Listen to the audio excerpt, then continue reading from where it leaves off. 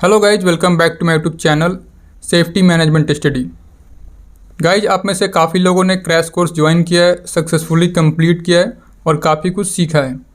और भी काफ़ी सारे कैंडिडेट्स हैं जो कि ज्वाइन करना चाहते हैं, लेकिन उनको पता नहीं है क्रैश कोर्स क्या है, कैसे ज्वाइन करें, इसमें क्लासेस कैसी होती हैं, जैसे अलग अलग फील्ड में क्या क्या एक्टिविटीज़ होती हैं और उन एक्टिविटीज़ की क्या क्या सेफ्टी रिक्वायरमेंट्स हैं, यहाँ पे हम डिस्कस करते हैं।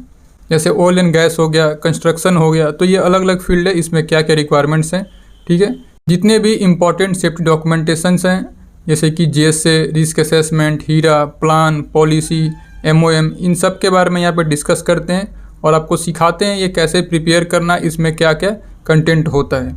ठीक है, देन आपके सेफ्टी फार्मूला जाते हैं, जैसे फ्रीक्वेंसी रेट, सेवरिटी रेट क्या होता है, कैसे कैलकुलेट करते हैं, इसका यूज़ क्या है, ये सब यहाँ पे डिस्कस करते हैं। तो ये 1 वीक का है, इसे आप लाइव ज्वाइन कर सकते हैं। इसकी जो फ़ी है 599 है। 599 में आप 1 वीक का जो क्लास करेंगे काफ़ी आपके लिए हेल्पफुल होगा। तो अगर आप डेमो देखना चाहते हैं तो ये वीडियो में अटैच है, आप ये लास्ट तक वीडियो देखें, आपको समझ में आएगा कैसे क्लासेस यहाँ पे की जाती हैं। और अगर आपको ज्वाइन करना हो तो यहाँ पे व्हाट्सएप नंबर है, यहाँ पे मैसेज करेंगे तो आपको कंप्लीट इन्फॉर्मेशन दी जाएंगी कैसे आपको ज्वाइन करना है। अपना अपना माइक आप लोग ऑफ कर ले, ठीक है, जब कुछ होगा तो ऑन करना। ठीक है, तो ये हमारा कोर्स मटेरियल है, जो भी हम डिलीवर करेंगे इसी के अंदर से करेंगे। ठीक है, ये आपका 7 डे का कोर्स है। ये कोर्स का नाम है मास्टरिंग सेफ्टी। इसमें 1 वीक में जो भी हम चीज़ें सिखाएंगे आपको यहाँ पे आपको देखने को मिलेगा।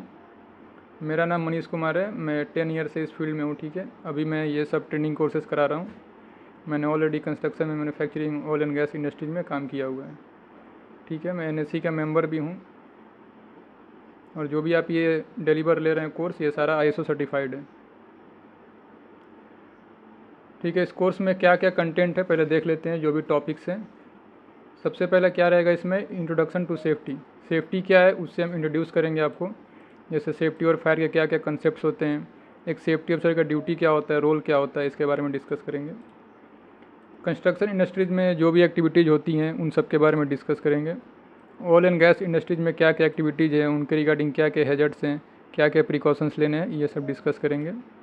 फिर हमारा पार्ट आएगा एक सेफ्टी डॉक्यूमेंटेशन। ये 2 पार्ट में होगा, पार्ट 1 और पार्ट 2। ठीक है, पार्ट 1 में हम HSE policy, plan, incident report, work permit और भी चीज़ें यहाँ पे कवर करेंगे। सेकेंड पार्ट में JSA, रिस्क असेसमेंट, हीरा, चेकलिस्ट, ये सब डिस्कस करेंगे। नेक्स्ट हमारा सेक्शन रहेगा सेफ्टी फार्मूला का। ठीक है, सेफ्टी फार्मूलाज में क्या क्या होते हैं, क्या क्या कैलकुलेट करते हैं, जैसे कि हमारा सेवरिटी रेट हो गया, फ्रीक्वेंसी रेट हो गया, इंसिडेंट रेट हो गया, ये सब कैलकुलेशन कैसे करना है सीखेंगे। ठीक है, यहाँ पे आपको कुछ इंटरव्यू टिप्स मिलेंगे जो कि आपको रीड करना है, समझना है। हमारा जो 7 डेज़ का ट्रेनिंग होगा, 7 या 8 डेज़ में हमारा टेस्ट होगा। ठीक है, ऑनलाइन टेस्ट रहेगा। उस टेस्ट में सभी को पार्टिसिपेट करना है, जो भी उसे कंप्लीट करेगा उसको सर्टिफिकेट इशू होगा। ठीक है,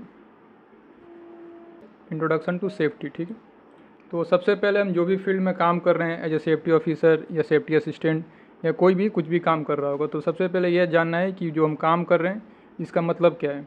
यानी अगर हम सेफ्टी ऑफिसर हैं तो हम किसे सेफ्टी ऑफिसर बोलते हैं, सेफ्टी ऑफिसर क्या होता है। तो यहाँ पे डेफिनेशन है, ए safety officer is a person responsible for maintaining a safe work environment. Safety officer कौन होता है, एक रिस्पॉन्सिबल पर्सन होता है जो कि इन्वायरमेंट को सेफ़ करता है, उसको सेफली मेंटेन करता है कोई भी एक्टिविटी करने के लिए। Their main job is to prevent accident, injuries and health problem at the work place. इनकी मेन जॉब क्या होती है, जो भी साइट पे एक्सीडेंट्स हो रहे हैं या इंजरीज हो रही है या कोई भी हेल्थ प्रॉब्लम है उसको प्रिवेंट करना, उससे वर्कर्स को बचाना, वर्क प्लेस को सेफ रखना।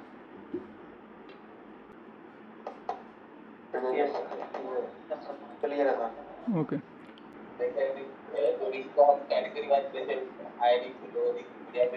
वो जब हम रिस्क मैट्रिक्स देखेंगे ना तो वहाँ पे देखेंगे कैसे कैलकुलेट करना है। ठीक है,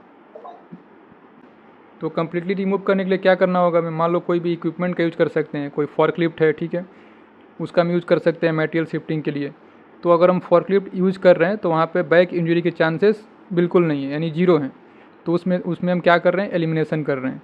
तो फाइनेंशियल रीजन, फाइनेंशियल में क्या होता है, अगर कोई भी साइट पे एक्सीडेंट हो रहा है, किसी की भी डेथ हो रही है या कोई भी प्रॉपर्टी लॉस हो रहा है, उसमें क्या है, कंपनी का अपना पैसा बर्बाद हो रहा है, तो उसके लिए भी ये फॉलो करना होता है। जो भी मेडिकल बिल आएंगे, इक्विपमेंट डैमेज होगा, ठीक है, जो भी लीगल पेनल्टीज होंगी, या जो भी हमारा काम बंद रहेगा, प्रोडक्शन लॉस होगा, ये सारा क्या है हमारा फाइनेंशियल लॉस में आएगा। तो इससे बचने के लिए भी हम सेफ्टी को फॉलो करते हैं। क्लियर है?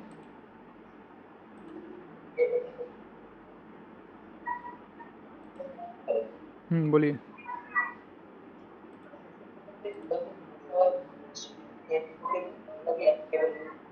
वो सारे हमारे KPIs में आते हैं, ठीक है।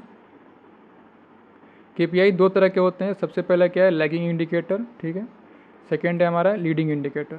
होम फायर एक्सटिंग्विशर, किसी पे अगर ब्लू लेबल लगा है तो कल हम लोगों ने कवर किया था सस्पेंशन ट्रॉमा के बारे में, ठीक है। यहाँ तक डिस्कस किया था कल। क्लियर है पांचों?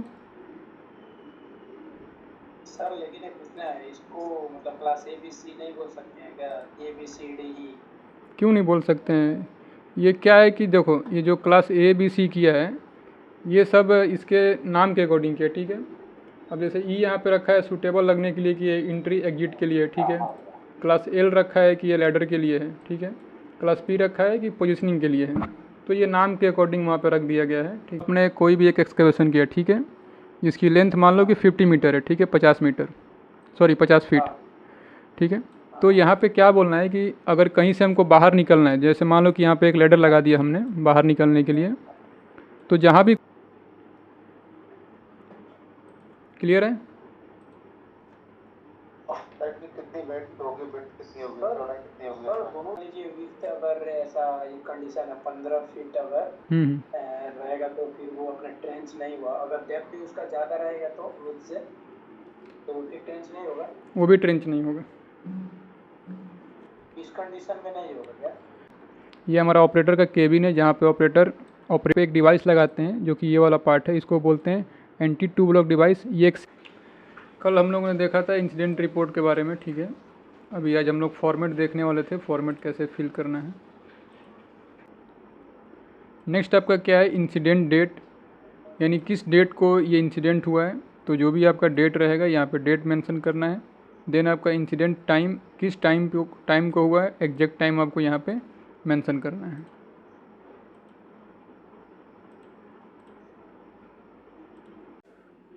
ओके, कल हम लोगों ने जो क्लास किया उससे कुछ बेनिफिट मिला आप लोग को काम कर? Good evening sir. Good evening to all. कल हम लोगों ने क्या कवर किया था, flash point, fire point, auto ignition, ठीक है। वर्क हाइट परमिट, जहाँ भी वर्क हाइट है वहाँ पे वर्क हाइट का परमिट चाहिए। अगर कोई रेडिएशन सोर्स यूज कर रहे हैं, कोई रेडियोग्राफी टेस्ट कर रहे हैं, उसके लिए रेडियोग्राफी वर्क परमिट चाहिए, ठीक है। ये टोटल 7 टाइप्स के परमिट हैं जो एज पर IS 17893 है, ठीक है। तो यहाँ पे एक जो भी हमारा ये कोड ऑफ प्रैक्टिस है उसका पूरा एक PDF है।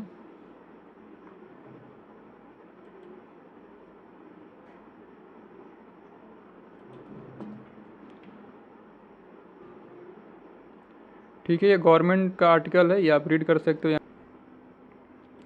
उसके लिए आपने क्या एक्शन लिया है, क्या रिकमेंड किया है, यहाँ पे आप लिखेंगे। अगर जो भी आपने एक्शन लिया है वो कंप्लीट हो गया है, ऑब्जर्वेशन क्लोज हो गया है, तो यहाँ पे स्टेटस में आप क्लोज लिख सकते हैं। अगर जो आपने एक्शन रिकमेंड किया है वो पूरा नहीं किया गया है तो आप यहाँ पे ओपन रहने देंगे। नेक्स्ट क्या लिख सकते हैं सर? अब ठीक है, नेक्स्ट है, जब भी आपका क्लाइंट आपके साइड से कुछ भी ऑब्जर्वेशन फाइंड कर रहा है तो ये वाला सेक्शन फिर वो फिल करेगा। जैसे यहाँ पे मान लो कि कोई ऑब्जर्वेशन उसके थ्रू है तो यहाँ पे वो खुद मेंशन करेगा, ठीक है। अनसेफ एक्ट है, अनसेफ कंडीशन है या गुड प्रैक्टिस है, यहाँ पे वो टिक करेगा। क्या एक्शन लेना चाहिए वो यहाँ पे मेंशन करेगा, ठीक है। ये जो चीज़ें हैं दोनों सेक्शन वो खुद फिल करके आपको शेयर करेगा। नेक्स्ट क्या है, यहाँ से आपका काम स्टार्ट होता है। जैसे यहाँ पे क्या है, रूट कॉज एनालिसिस। अभी जो भी क्लाइंट ने ऑब्जर्वेशन, ठीक है, किस एरिया में काम हो रहा है, किस एरिया के लिए हम जैसे प्रिपेयर कर रहे हैं, ये यहाँ पे मेंशन करना है,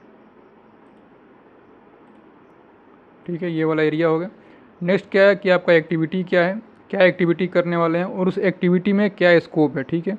जैसे यहाँ पे एक्टिविटी है कंक्रीट कास्टिंग, तो कंक्रीट कास्टिंग में क्या क्या स्कोप है, क्या क्या स्टेप आ सकते हैं, वो यहाँ पे मेंशन करना है। जैसे कंक्रीट कास्टिंग में प्रिपरेशन हो सकता है, मिक्सिंग का काम होगा, ट्रांसपोर्ट करेंगे उसको, ठीक है, प्लेसमेंट है, कंपेक्शन है, यानी जो भी इस एक्टिविटी में स्टेप्स हैं ये यहाँ पे आपको मेंशन करने हैं।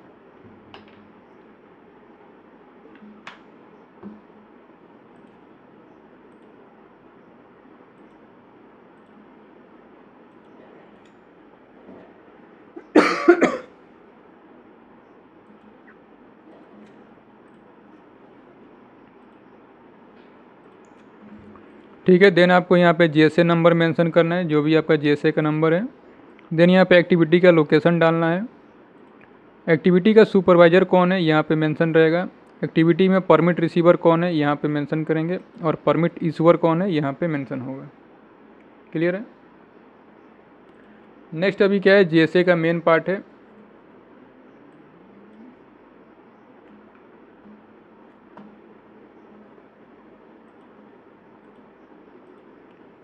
इसमें क्या है, सबसे पहले सीरियल नंबर है, जो भी एक्टिविटी रहेगा उसका सीरियल नंबर डालेंगे। नेक्स्ट है एक्टिविटी का स्टेप। जैसे मान लो कंक्रीट कास्टिंग कर रहे हैं, तो कंक्रीट कास्टिंग में क्या क्या स्टेप हो सकता है। जैसे यहाँ मेंशन किया है handling and staging of cement and aggregates. ठीक है, जो भी हमारा सीमेंट है एग्रीगेट्स है उसको हैंडल करना, उसको स्टेजिंग करना, फॉर्मवर्क रेडी करना। ठीक है, कंक्रीट मिक्स करना, कंक्रीट को लास्ट सेक्शन है। ठीक है, इसमें हम देखेंगे सीएसएम ऑडिट के बारे में। सीएसएम ऑडिट क्या है, ऑडिट कैसे करते हैं, इसका फॉर्मेट कैसे होता है, ऑडिट में स्कोर कैसे कैलकुलेट करते हैं, ये सब चीज़ें यहाँ पे कवर करेंगे।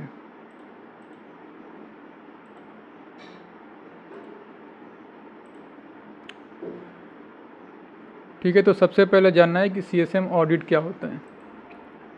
सीएसएम का पूरा नाम फुल फॉर्म होता है कॉन्ट्रैक्टर सेफ्टी मैनेजमेंट ऑडिट। ठीक है, तो सीएसएम क्या होता है। CSM audit is a way to check whether the contractor is complying all necessary legal legislation. In audit team verify the safety management system of contractor by inspection or walkthrough by a prepared checklist. CSM audit क्या है, ये एक तरीका है, ये एक method है जिससे कि कोई कॉन्ट्रैक्टर जो भी लीगल लेजिस्लेशन है सेफ्टी के वो कंप्लाई कर रहा है कि नहीं, उसको हम चेक करते हैं। ठीक है, ऑडिट टीम जो है वो कंपनी की सेफ्टी मैनेजमेंट सिस्टम देखती है। ठीक है, वो कैसे चेक करती है, साइट पे वॉक थ्रू करती है, इंस्पेक्शन करती है, उनके पास एक प्रीपेड चेकलिस्ट होता है, उसके थ्रू वो चेक करती है कि कंपनी का जो मैनेजमेंट सिस्टम है वो किस तरीके से वर्क कर रहा है, यानी वहाँ पे सेफ्टी पॉलिसी है, प्लान है, सारे डॉक्यूमेंट्स हैं, उनको कंप्लाई किया जा रहा है, जो चीज़ें मेंशन है डॉक्यूमेंट्स में वो फुलफ़िल किया जा रहा है। तो ओवरऑल जो भी सेफ्टी मैनेजमेंट सिस्टम है कंपनी का उसको चेक करते हैं। तो बेसिकली ये कॉन्ट्रैक्टर के लिए होता है, तो यहाँ पे CSM हमने मेंशन किया है, कॉन्ट्रैक्टर सेफ्टी मैनेजमेंट ऑडिट। ठीक है, तो हम CSM क्यों करते हैं। ठीक है, CSM सेफ्टी ऑडिट रेटिंग। जब भी हम CSM ऑडिट करते हैं उसमें हम रेटिंग कुछ पॉइंट मिसिंग हैं, तो आप यहाँ पे क्या एक्शन लेने वाले हो इस सेक्शन में मेंशन कर सकते हो। जैसे मान लो यहाँ पे बहुत सारे आइटम्स दिए हुए हैं। सबसे पहले क्या है, does the organisation have an HSE policy, यानी जो कंपनी है, कॉन्ट्रैक्टर है, ऑर्गेनाइजेशन है, उसके पास HSE पॉलिसी है क्या। ठीक है, ये पहला चीज़ आपको चेक करना है। नेक्स्ट क्या है, it is displayed at the site office, यानी जो भी साइट का ऑफिस है या साइट है वहाँ पे इसे डिस्प्ले किया गया है कि नहीं। ठीक है, check management commitment toward HSE policy, जो भी मैनेजमेंट है उसका क्या कमिटमेंट है HSE पॉलिसी को लेके, वो कितना इम्प्लीमेंट कर रहा है, ये आपको चेक करना है। नेक्स्ट क्या है, इस प्रोजेक्ट HSE गोल कमिटेड डिस्प्लेड, यानी जो भी प्रोजेक्ट का HSE गोल है उसको कमिटमेंट किया गया है, डिस्प्ले किया गया है। ठीक है, अवेयरनेस सबको दिया गया है। ठीक है, ये सब चीज़ें आपको वहाँ पे चेक करनी है। नेक्स्ट आपको चेक करना है कि HSE प्लान है क्या कंपनी के पास। ठीक है, प्लान है तो उसको कम्युनिकेट किया गया है कि नहीं, सबको बताया गया है कि नहीं, ये आपको देखना है। ठीक है, has the company project in charge and HSE attending safety committee meeting, यानी जो भी इंचार्ज है कंपनी का या जो भी सेफ्टी मैनेजर है वो लोग सेफ्टी कमेटी। मैन आवर्स क्या होता है, man hours work refer to the total number of hours work by all employees during a specific time period. Man hours का मतलब क्या है, किसी एक स्पेसिफिक पीरियड में कितने घंटे टोटल काम हुए। ठीक है, जैसे मान लो कि 2 पर्सन डेली 2 घंटे काम कर रहे हैं, तो एक दिन में कितना हुआ, 4 आवर हुआ। ठीक है, 30 डे में कितना हुआ, 120 आवर हुआ।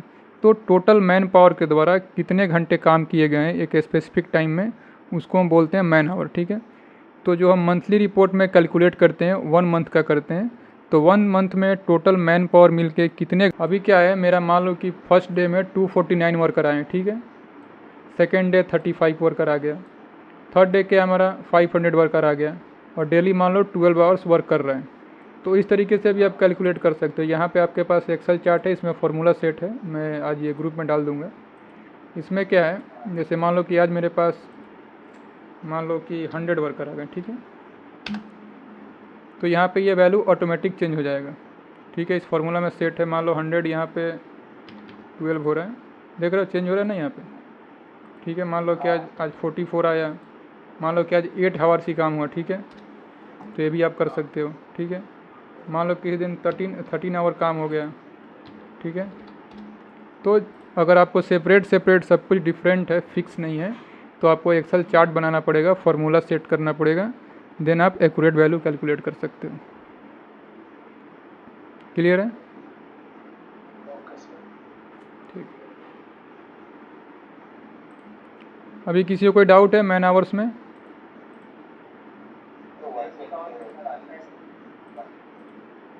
हाँ, क्या हुआ जी?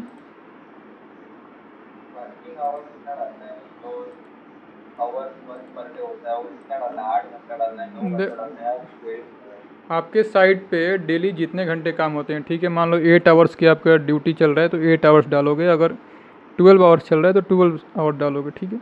वो आपके कंपनी के ऊपर